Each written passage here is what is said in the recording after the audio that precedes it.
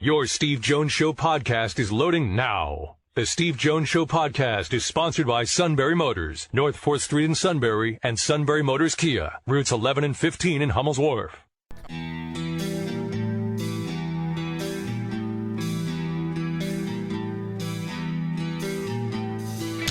Sports talk where your voice counts. This is the Steve Jones Show on News Radio 1070 WKOK. Now, from the Sunbury Motors studio, here's Steve Jones. Sunbury Motors, 4th Street in Sunbury. Sunbury Motors Kia, routes 11 and 15, Hummel's Wharf, and online at sunburymotors.com. Ford, Kia, Hyundai. Best in new inventory, great pre-owned inventory, all with the Sunbury Motors guarantee, which is so important, and a fabulous service department to back it all up. In fact, they need more technicians. Getting so much business, and they do such great work. People depend on them. It's all at Sunbury Motors, 4th Street in Sunbury. Sunbury Motors, Kia, routes 11 and 15, Hummel's Wharf, online at sunburymotors.com. Our play-by-play call of the day, while the Celtics were winning on the road against the Lakers and LeBron James and Anthony Davis, the Sixers beat the Sacramento Kings. 2 seconds. James at the buzzer. Another triple. 4 for 5 from deep. Kate Scott's great, by the way. But, like, you couldn't have, like a Seattle Kraken goal or something? You couldn't have found that? I mean, they did score 80 in the first half. That was the whole point of it. Okay, yep. Okay, they beat the Sacramento Kings. Okay. I know. 80 in the first half is 80 in the first half. That's all. 2/3 of our audience didn't know Sacramento had a team. All right. Well, this is true. All right, let's preview the Rose Bowl. And let's bring in, what's next? I mean, I already had to explain to you who Sandy Koufax is. Now I got to explain to you the Sacramento Kings? No, senor! No, senor! No, senor! You know what? Okay. So Sandy Koufax signs with the Dodgers. Incredible. At the same time that the Sacramento Kings were where? In the 50s. The Rochester Royals. Rochester, New York. Then they became the Cincinnati Royals, the Kansas City Omaha Kings, and now the Sacramento Kings. Let's bring in Jackie M. Sir, welcome. It's always a pleasure. Thanks, Steve. And I also had I learned some trivia on baseball. Nobody knows if it's ever right, Jack. I just make it up as I go. And nobody knows that better than you do. So. And I was a big Sandy Koufax fan as a young kid growing up, and you were so accurate about the fact how wild he was, and then all of a sudden he got control, and nobody could hit him. Yep, 4 no-hitters in a perfect game. Something else. I mean, his last season, he won 27. Jack, so I want to get to this football team, and I want to get to the defensive part first. Early in the season, Manny Diaz would go with 7 defensive backs, and you and I, knew why. He looked out. That's the best personnel he had. And then Abdul Carter emerged. What did Carter's presence and his style of play mean to how Penn State played defense? Well, I think you're exactly right about the fact. I think Manny Diaz, when I talked to him on the practice field before the season started, is somehow, some way, I've got to get Abdul Carter on the field. He is such a great athlete. He can make so many plays. He's so gifted out there, and he needs the playing time. Steve, it gave us a little bit more of a physical presence in that defense because, I mean, the young man can run a 4.3 40, but also he can tackle going downhill when those defensive linemen give him a good angle and good gap to make a play on the running back. So it made a physical presence for our defense. At times we've gone to 7 defensive backs because of the fact of the passing game, but you need that physical presence, especially in the Big Ten when you're playing against teams that like to run the football. You got to make sure that you got guys back there who can make plays against the running game. It's interesting. I was thinking back. He only played the one play on defense against Purdue, and he got called for the penalty. I was thinking back. That really was preview of coming attractions because of how he closed on that play. I think it should have been a tip-off to everybody. This guy has the speed to play. Yeah, and early in the year, quarterbacks were running. Auburn, they were able to run the quarterbacks running the football against us at times and coming out of the pocket. But when Abdul Carter ended up being sometimes a spy on the quarterback as well, you're right. The closing speed for a linebacker, how you go from 0 in 10 and how fast you are in 10 yards or 15 yards, is so important for a linebacker. And at times when the quarterback was coming out of the pocket, I mean, he looked like he was going to be open to go and run the football for positive yards downfield, and Carter just closes with that speed he has and just runs down the quarterback and takes away an angle where a quarterback thought he may make some positive yards. In so many different ways, as Carter got more experience, it made that defense, as you saw, get better and better as year went on. What did the versatility of Jair Brown mean to Manny Diaz as a safety? Well, there's so many things that Jair Brown can do, and number one, confuse a quarterback. At times, he's lined up at the line of scrimmage, and then he'll bail out and be a safety. At times, on 7 defensive backs, he plays like an outside linebacker and on his own and just breaks on a football and got one of his 3 interceptions that way. You have to account for him. And when he is playing at the safety position, he reads so well that he's up there making a play against the running game when he's unaccounted for with the blocking scheme. A lot of people don't feel that safety will be in that hole to make the play, hold that to a very short game. He is just the last 2 years, Stephen. We watched him up close and personal, and how much he has improved every year, every game. And when you need a big play in a football game late in the fourth quarter, he normally is the guy who makes it.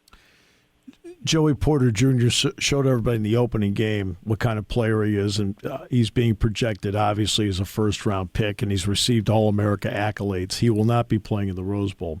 But, Jack, what about the guy on the other side? Because when you have a guy on one side that's so productive, they don't want to go over there. So they kept going over to Kalen King's side. What were quarterbacks and offensive coordinators facing when they went to that side?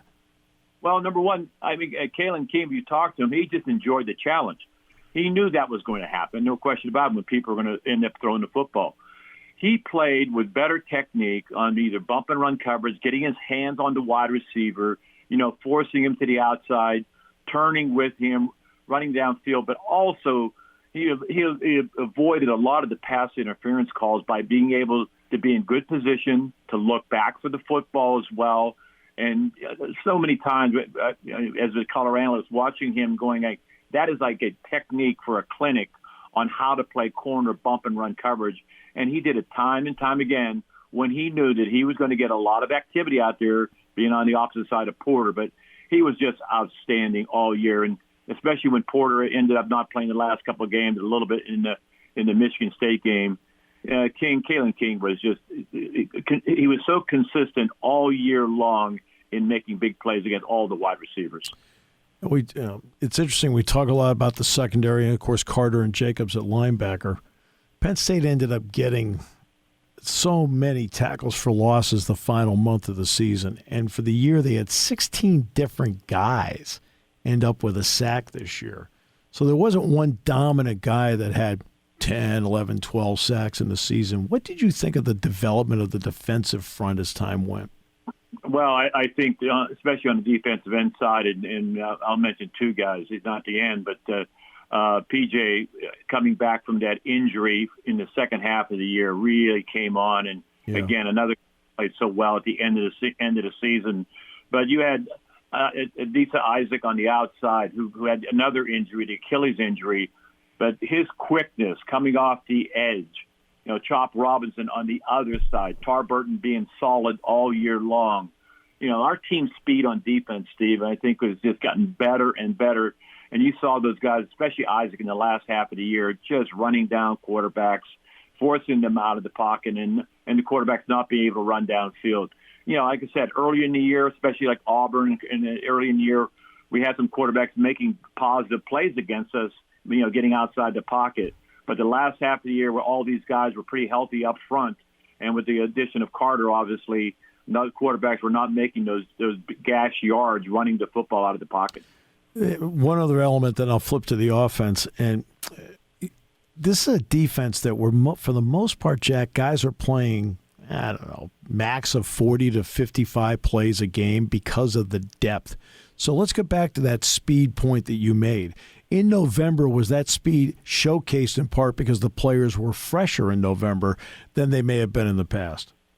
Without a doubt. Manny Diaz is a defensive coordinator who's going to play a lot of quality players if you're good enough to play. And he's not going to play you in the fourth quarter. He's going to play you in that middle of the first quarter, second quarter. He'll play you in situations where the game is on the line. That's where you actually, not only for the endurance of players in the fourth quarter, but also, you gaining experience when you have to make a play when the game is, tied or you may be behind by a touchdown or so, where you've got to be consistent, disciplined. And I think, Steve, our defense learned a lot in that loss against Michigan. I think the fact that you do not take chances, you do your job and expect your teammate to do his job in his gap, do what you're supposed to do. I think we learned a lot because of those gash running plays that Michigan had against us, especially in that second half of the game. There's one more game to go, obviously. Jack, in the preseason, you and I thought the offensive line had a chance to be good, but at the same time, we wanted to see it in practical application. There were a lot of moving parts as the season went because of the injuries. In the end, how well did that offensive line play? Oh, the offensive line, I think, was the key. Everybody will point to marquee players like the running backs, and no question they were outstanding all year. But the offensive line, not only the running game, but for protection for Clifford as well, we end up getting more of those 2nd and 4 and 5 situations this year. Also, we were so much better on short yardage, on 3rd and short or 4th and short when we went for it as well.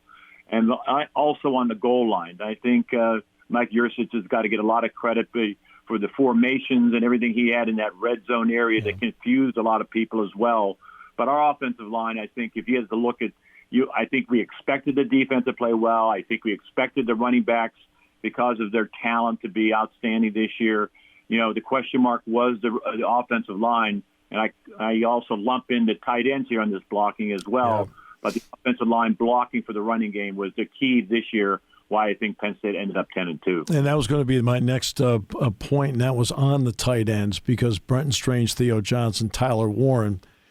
Jack, what kind of, quote, weapons are they in this offense, A, when they have the ball, but also what kind of weapons are they in the offense when they don't have the ball? Well, number one, a lot of the key blocks on Singleton and Allen's runs, a lot of has been a lead block, like a guard coming up into the hole to lead that for your running back, and that was Strange a lot of times. And he especially downfield, when he locked on to somebody, either linebacker, sometimes even a safety as well, he didn't lose his feet. He continued to drive through and seal off the outside, and the running back, whether it's Singleton or Allen, normally would break off of that block to make their runs and their quality runs downfield. But and combine the fact of when they're so versatile, because we will spread them out and put those tight ends on the outside. We did that against Michigan State. They got confused on what we were trying to do a couple of times, and they're able to run the passing game as well. So we don't have to substitute people out there. We can sometimes keep those 2 or sometimes 3 tight ends in the game and run our passing game as well. Keandre Lambert-Smith, the last couple of games, broke out, made some plays. What can it mean moving forward if he can do that and be a receiver that can take the top off? Well, I think, number one, that is great for his confidence going forward and going into the Rose Bowl game as well, because we were looking for that one guy who could, in fact, run that deep post, run that takeoff along the sideline, and really stretch a secondary. And then you have those intermediate routes underneath. We really didn't have that guy, or we were looking for that guy. All of a sudden, when those wideouts make a couple of catches, make a couple of tough catches, and he made some this year, a couple of high balls from Clifford in the last game. He ended up getting at the high point, bringing the football in with his hands, catching the ball, and not dropping anything during the course of a football game. Also in those wide receiver screens. So all of those. But the fact that he has that, as you say, top-end speed that can make sure the secondary has got to honor that, opens up so many more things. And I think for our pass game to get better this year.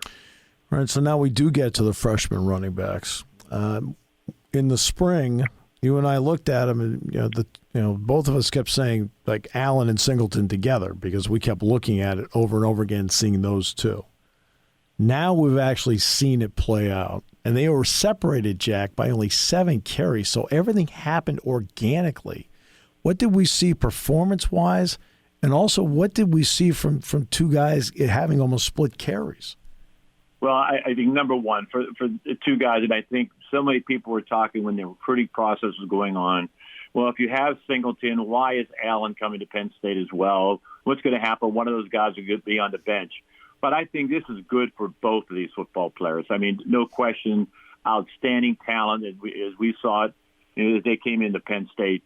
But the idea of splitting time, getting over 1,800 yards in our rushing game from these two guys, I mean, it had the balance is what Penn State needed for our offense to really take control in getting that kind of attitude from our running game. But those two guys, it just. They feed off of each other. There's a competition, but it's a friendly competition. You see the one always, if you got one guy makes a great run, if the other guy's always down on the sideline, he's the first one to congratulate him as well.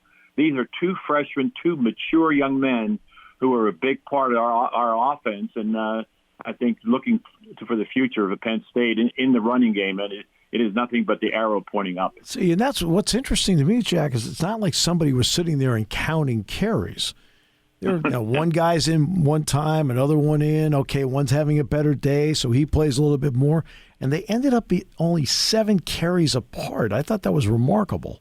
Yeah, Steve, you're exactly right. And when you talk to the coaches, I mean, they're different. Singleton is more the explosive, the 50, 60-yard run all of a sudden as he breaks into secondary.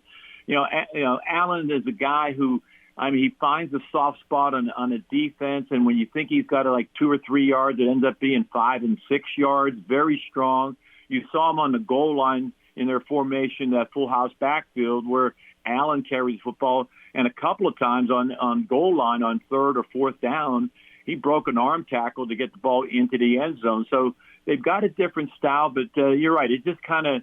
Nobody's counting carries on the sideline throughout the course of the year, but it just kind of evolved like that.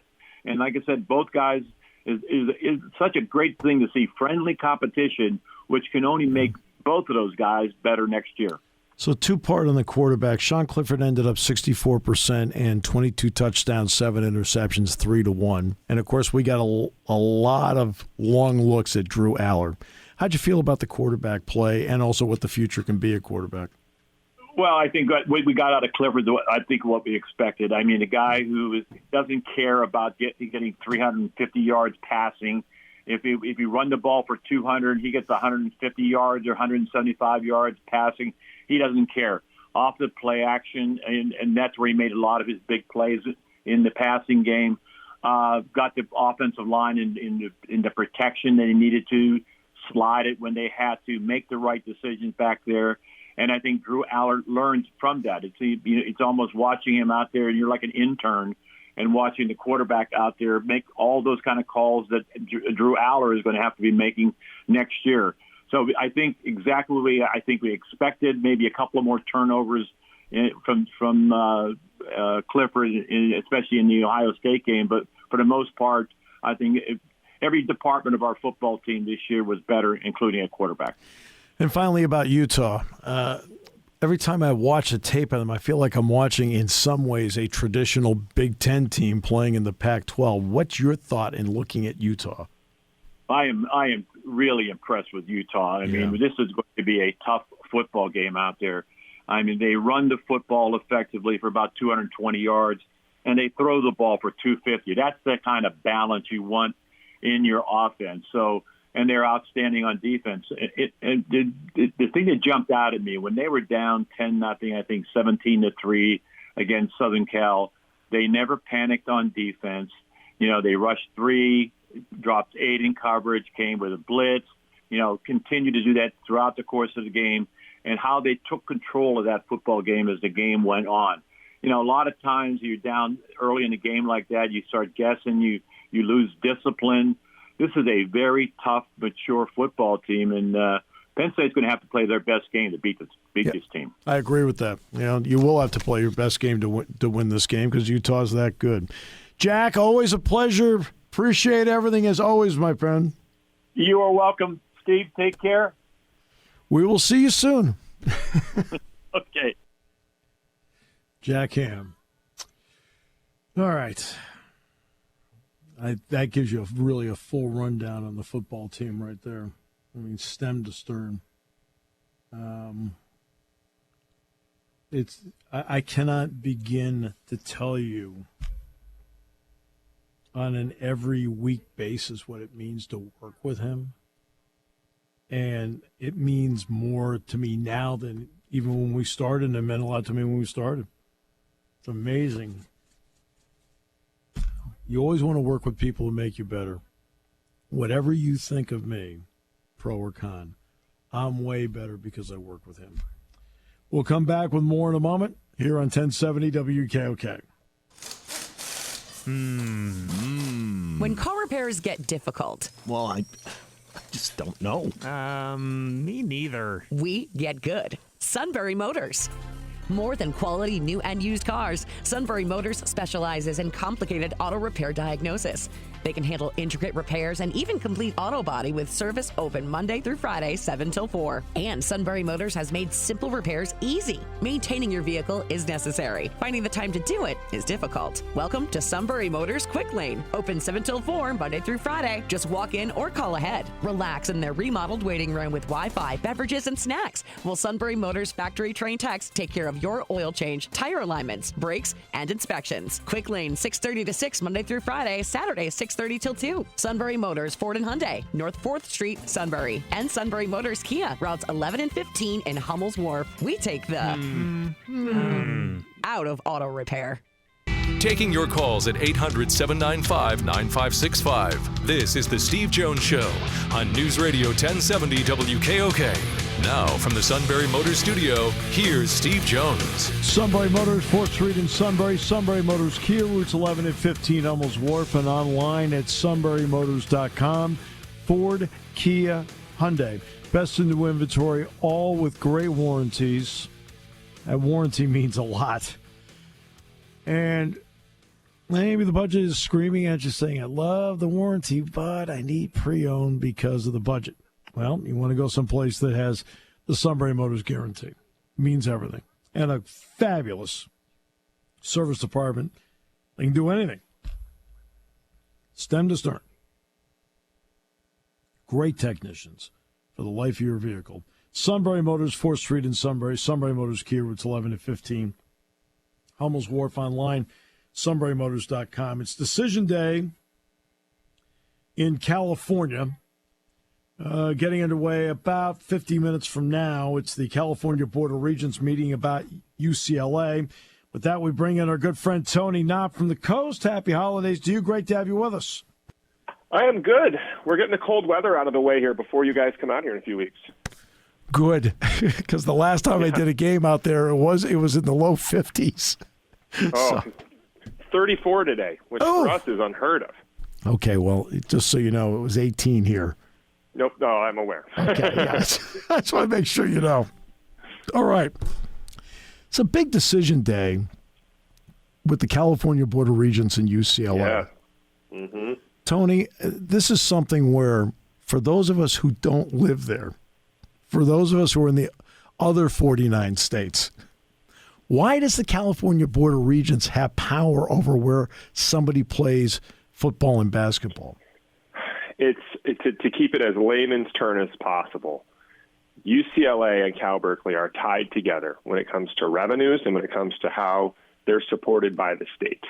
And when it was announced that UCLA was going to go to the Big Ten, we talked about it on this show. We said, hey, that sounds nice, and it's probably still going to happen, but they can't just up and do it without approval from the Board of Regents. Now, there's a similar, not the same, but similar dynamic that they're going to be watching in the state of Washington and in the state of Oregon, with Oregon State and Oregon and with UW and Washington State. And so what the conversation is with the Board of Regents today is they're looking at a couple of outcomes. They're looking at the possibility of, I personally don't know if them just leaving is going to happen. I think what's most likely is they're going to leave and they're going to have to compensate Berkeley for it. And then there's always the wild card of maybe they try to block it and impose a tax of some kind or something. But I think the Board of Regents does understand it. For the layman outside of the state, I'll keep this as diplomatic as I can. The Pac-12 for so many years was so poorly led that the schools and the economic prosperity of the schools, especially on the sports side, has been woeful at best. And UCLA has a $103 million deficit. They were already running a huge deficit before Under Armour pulled out of their deal, and that just made it a lot worse. So what's happening right now is this really difficult discussion at the Regents level, which is, I mean, look, if we force UCLA to stay here, they're going to have to cut a lot of sports. And they're going to have to cut a lot of sports that UCLA has historically been dominant at. You know, they win a lot of Olympic sports, and they just won a women's national championship in soccer.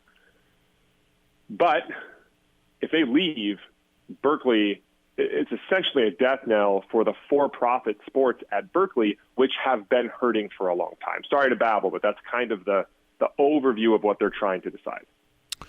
All right, so whenever we see the grant of rights, it's the grant of media rights. Mm-hmm. All right. And that will organically run out for UCLA. I believe the contract runs out June 30, 2024, but the grant of rights runs out August 1st, 2024.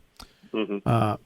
So at that point, if the grant of rights runs out there, what gives Cal, and Cal's not asking this, but what gives Cal the rights to have a part of UCLA's media rights? I think it's more an issue of when the taxpayer dollars are funding some of the facilities, even though it's not on a scale that you would anticipate. It's something that the legislature and especially some politicians out here, specifically Gavin Newsom, has kind of latched onto. They see this as a hill for them to stand on, to look out for the little guy. Okay. And so, what's so interesting about this is just how disingenuous every party has been that's involved, right? I'm shocked. Yeah, right. I mean, George Klyapkov finally comes out and says, "Oh, we didn't negotiate our TV deals yet, and we're holding off to see what happens with UCLA," right? And it's because he knows that if UCLA leaves and USC leaves, there's still that risk of Oregon State and Oregon separating, Oregon going somewhere to a bigger conference, Oregon State doing what they want to do in most sports outside of baseball and kind of move down in profile. Right. And the same thing happens with UW and Washington State. Meanwhile, while you negotiate with Fox, you can't upset them too much, or do they empower the Big 12 to come and take those schools and essentially send the Pac-12 into nowhere? So it's one of those really interesting things where, as a sports fan watching a football game, you don't understand how much of the future of competitive balance, especially for UCLA, is in these seemingly minute political decisions, like what we're seeing today with the Board of Regents. What's really interesting about it is the public fervor around it is actually the other way. UCLA alumni, and I'm assuming that UCLA alumni don't understand what the deficit is, or they would have to come up with a way to raise $103 million annually to make up for that deficit. They're very much adamantly against UCLA making this move. Right. Whereas USC's fans and alumni are very vociferously for the move. Well, if UCLA, with all due respect, had USC's president, they would have told him to pound sand and move on. Oh yeah. I mean that's the way she is. I mean, yep. No getting around it. I mean, Edward Hale wrote a short story back in the 1800s, The Man Without a Country. I feel like that's the story of UCLA right now, because right now they are without a country. But Tony, they've been giving away tens of thousands of tickets. Nobody goes. Right? I mean, nobody goes, and they're never going to get to go. Right. I mean, UCLA is a perfect example of the state of California essentially trying to, it's a gross generalization, but it's true. The state of California and the taxpayers in California want nothing to do with sports. Right. Right. It's been that way for quite a long time. And so people outside of California may not understand that whenever we put ballot measures up to build stadiums, they fail. right? The San Francisco Giants almost moved to Tampa Bay in 1993 because they couldn't get a stadium pass. And then finally, they got Measure A through, but they essentially had to privately finance the stadium. Well, look at the Chargers. Privately financed. Look at the Chargers. So they couldn't get anything done. And the Chargers, San Diego is a lot more red than most of the state of California, and they couldn't get it through there. Nope. And for those listening, because San Diego is it's a military hub. There are a number of military bases there, so it's a very staunch military city. And so when you look at it, like Stanford, for example, took the attendance number at Stanford Stadium from 85,000 to 30, and they still can't sell it out. And they've basically said when David Shaw left, we're not going to support these sports anymore. We don't care. We're going to support some of the Olympic sports, but this is an academic institution. We don't care about football. And Cal has said the same thing, which is why it's disingenuous for Cal to say, well, we'd like to receive a tax if UCLA leaves. It's like, well, but you're not trying, and you're openly not trying to compete in the new era of college sports. So it's just interesting to watch because, where you see places in the South, in Big Ten country, where they have municipal support to build stadiums, to support the university, to build up these large economies that are around it, you've had these local legislatures here who are just completely the opposite. They will never let UCLA build a stadium on campus. Right. Never. And all they would need is a 35,000 person stadium. And for those people listening in Pennsylvania who aren't aware, if you would, and this would be, it's going to blow their minds if they haven't been out here, and they will be for the Rose Bowl soon. If you go to UCLA and you're a student, a freshman student, likely without a car, and you want to go to a UCLA football game on a Saturday afternoon, 27 miles, you are likely sitting in an hour and 10 minutes of traffic to get there. And look, the property around there, you can't even go off campus. Not a lot of room to build a stadium there to begin with. The property off campus is so expensive, there's no way you can get it. But what people don't seem to realize is UCLA's been balancing their athletic department budget by borrowing from the school. Yeah. Isn't it a plus that they can be autonomous and get a big TV contract and not borrow from the school and from the state taxpayers anymore? It would seem like that would be, like we talked about a second ago, that this is disingenuous, right? Right. That seems like the easiest way to do it, but then they leave the Pac-12, and then the Pac-12's in trouble, and then, it's just everybody's looking out for themselves in this one. And what's essentially happened is you have this brand, and we talked about this with Tennessee a couple years ago, who had a great year this year and kind of bounced back. Yep. You have this brand with UCLA who hasn't been relevant in football nationally since probably the Edgerrin James years. Right, of the early 2000s when they had Cade McNown and those guys. The basketball program, which was once a blue blood, they do well now, but if you saw the economic support they get when you compare them to North Carolina, Kentucky, and the like, it's paltry. Right. And so it's just been horribly mismanaged for a very long time, and now we're standing on the fringe of a possible decision where UCLA could become even less relevant. Now, you and I both know they're going to end up in the Big Ten. They have to. Sure. Financially, they have to. Right. It's a $103 billion deficit year over year. They have to go. Right. So we'll see what they end up doing, whether it's going to be how much money they're going to have to pay in ransom to the state of California in order to do this. And quite honestly, for those who are, and not to be political, not a political guy, but for those who are listening to this and saying, how can the state of California possibly tax somebody for leaving?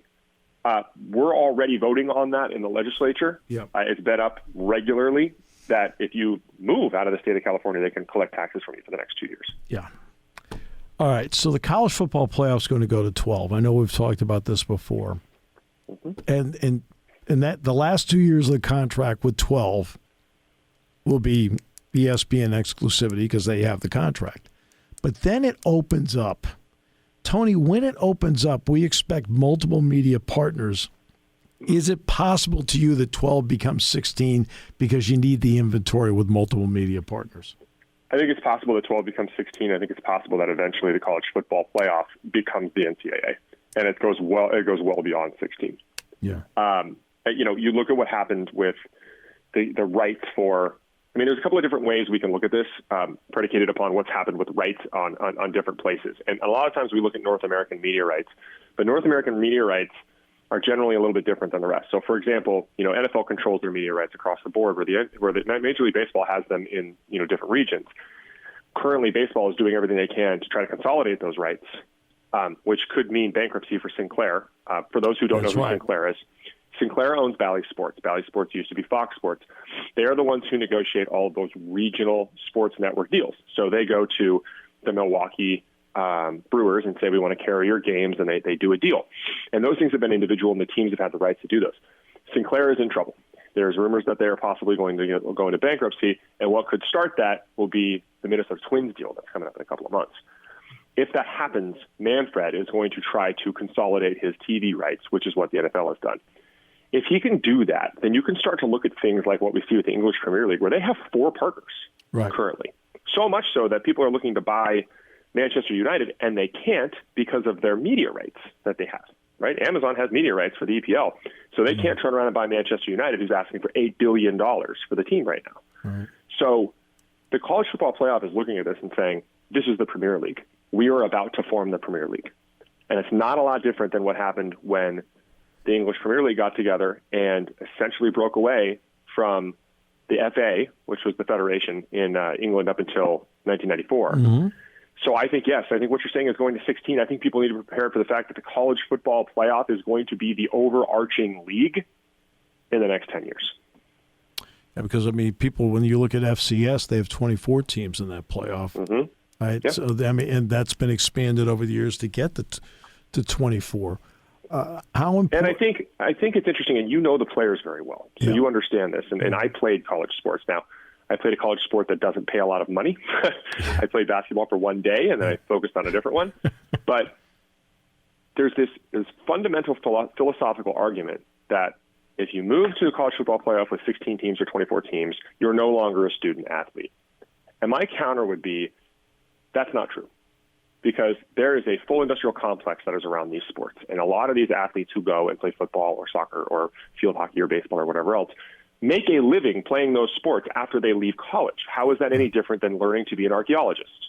Right. No, I mean, that's absolutely right. You're right. Exactly. I mean, this is your proving ground to get yourself someplace. If you're a basketball player, it could be a proving ground that can get you to Europe to play professionally. You can go to Europe and play professionally. You can be a coach or a trainer here. You can start a club program. There is vocation that comes after this, and that goes back to, it segues to what we were talking about with UC Regents. There's this discussion in California that sports are not academics. Therefore, we shouldn't be involved in them. Whereas my counter-argument would be, people make money playing sports and coaching sports and covering sports and the like and the like and the like. How is that any different than learning how to be an electrical engineer? Right. Which you offer, and you pour money into your engineering program, especially as it can make money with, different kind of donations and the like. So that's at the core of the college football playoff argument, right? Is, you're creating a minor league, so to speak. What's the problem with that? Yeah. That's what I don't understand. Yeah. And I know some people have said that with the expanded college football playoff, it'll really hurt quote, bowls. Tony, you and I both know ESPN owns 17 of these bowl games. They own 17. All right? Yeah. So you take out the college football playoff, the New Year's Six. Okay, we're down to 35. Fox has one, the Holiday Bowl. CBS has the Tony the Tiger Sun Bowl. Now we're down to 33. So ESPN owns more than half of the other ones. This is brilliant programming for them. They aren't going anywhere. Yeah. And even the funny thing is sometimes people will laugh when they turn on the Bahamas Bowl and there's like 28 people in the crowd, right? Yeah. Like, why are you doing this, right? Right. But then you look at the ratings, and it's outdrawing a very large percentage of what it's competing against. No question. There'll only be two bowl games probably, and maybe even just one that has fewer than 1 million. And it's because of the time frame it's at 9 times out of 10. Right. Fox. Go ahead, Tony. Oh, no, I'm saying that advertisers can't eat it up enough. Right. Gambling is becoming a part of it. It's one of the last bastions of, that's what we're looking at right now when you're talking about the media business. Like, it's changing. People are out there saying you don't rent media rights anymore. You buy them, right? If you can own it, that's where we want to get to. Yeah. And you see what happens with ESPN. ESPN essentially helps create the MLS for 24 years. No doubt. See you later. We're with Apple now. Yeah. Right? And so that's how people are looking at this going forward. CFP is saying, we need to own this. ESPN, as you pointed out, they know exactly what they're doing. We need to own this. Right? Because then it grows and builds, and it's one of the last bastions of programming that people are continuing to tune into, and it's not on demand. They're doing it live. All right. I just did the Charleston Shriners Classic last month down in Charleston, South Carolina. ESPN owns the tournament. Penn State's going to go to Orlando next year. ESPN owns the tournament. Right? Yeah. And the reason they're doing it is they're creating programming for themselves, and that's the job of a network, and that's what they're doing. They know exactly what they're doing. And I always feel bad because I want to come on like everybody else and talk about how fun it is to follow the sport. But yeah, at the same I know. Time, you and me but both. You see what's so important about this. This is why Sean Clifford's in his 19th year at quarterback. This is why, right? Like, these things are happening because there's a business behind it. And that business behind it is predicated upon profit, right? And so you see all these things tugging and pulling. And the problem is the CFP has essentially created this incredible league where they own the rights, and they're saying this is where this is going. And for whatever reason, the California municipalities are saying, no, we don't want to do this, which is really interesting because I'm super curious to see what happens with Oregon and Washington. Yeah. They cannot stay if those two leave. Oh, well, and remember, Oregon and Washington have the same states, I believe, have the same Board of Regents situation as California does, right? Yeah. And nobody's taken Oregon State. And the difference is, what's interesting about all of this is some people would come back and say, why doesn't Berkeley go with them, right? Why doesn't the Big Ten just take Berkeley? No. Nobody wants, or first of all, they don't want them. And secondly, Berkeley doesn't want to go. Berkeley doesn't care, right? Oregon State wants to play in the Mountain West. Yeah. Washington State probably wants to leave for the Mountain West. Yeah. They don't want to stay in the Pac-10, Pac-12. Yeah. Pac-6, who knows what it's going to be. Well, MLS, by the way, did come up with a secondary contract, and that was with Fox. And the last time we were on, we talked about Apple 10 years. Why didn't you wait till the World Cup? This one does take you to the World Cup in 26. Yeah. So at least there's some over-the-air linear intelligence for the MLS to take advantage of the 26 World Cup in the United States. Exactly. And there's always a question about the non-exclusive rights and how that was going to play into what they were negotiating, right? And now you're kind of seeing the playbook, right? Yeah. And it's a tough spot for ESPN because ESPN does support the league as it grows, right? I mean, it's a strong and healthy league now, but you and I were around in 1994. We were around as it launched, and they were just begging anybody to go. Right. And, there was no loyalty when the time came for more money, right? They put a gun in their mouth and said, hey, this is what Apple's bidding. And listen, the more Apple and Google and Amazon come to play in that world, they have bottomless pockets. Yeah, they do indeed. One final question. When we look at all these contracts, we see what they've done with the Premier League. Is that in some ways a model that if you are a media watcher in this country, and somebody who's a corporate watcher in this country, that you should watch closely how the Premier League goes about its media and corporate business?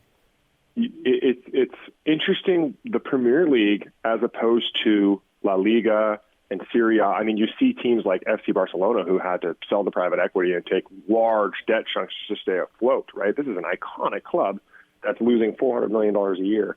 What the Premier League has done so well is they're almost like a republic, like we are, a republic of 50 states. Like there is control. There are controls that are controlling the teams that are together, but in the end, there is still individualism within the clubs. And they've just threaded that needle. I don't think all of it was intentional, to be honest, but they've created this environment where they have just commercialized the clubs and turned them into these worldwide products. I mean, for those who don't pay that much attention, and most don't, City Football Group has been buying teams around the globe for years now. They just bought 3 more in the last 4 months. They know exactly what they're doing. And this just becomes this large, massive, organization that has global reach that can negotiate with the Premier League while they're staying there. And the key to that is the Premier League, because it's a unity of the clubs that are in it, can't have a gun held in its mouth. Right. Right. That's the difference. So exactly what you pointed out with ESPN with the Bulls. Right. It's not going to happen.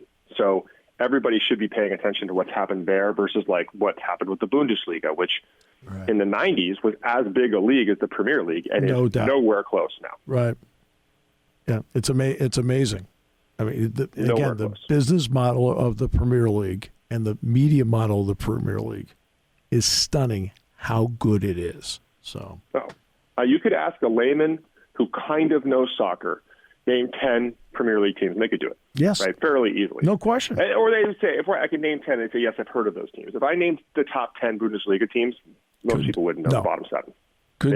They'd maybe know Bayern Munich, maybe Borussia Dortmund, and that's about it. Well, right? Because the Premier League has done a great job of establishing deep-seated brands that people understand.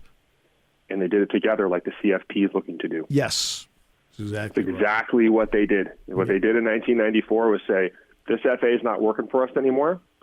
We're going to put together a super league. We're going to take the top clubs. We're going to bring them together. Everybody else can stay involved, but it's not going to be an even cut anymore. It's exactly what the Big Ten and the SEC are doing. Yeah. They're looking at us and saying, listen, I don't need the incompetence of the ACC. I don't need the incompetence of the Big 12. I don't need the incompetence of the Big East standing in the way of what we're doing and what we're doing well. And that's what's happened. Every time we finish these, you and I always say the same thing. We don't talk often enough. So yeah, not often enough. So we will change that in the new year. How about that?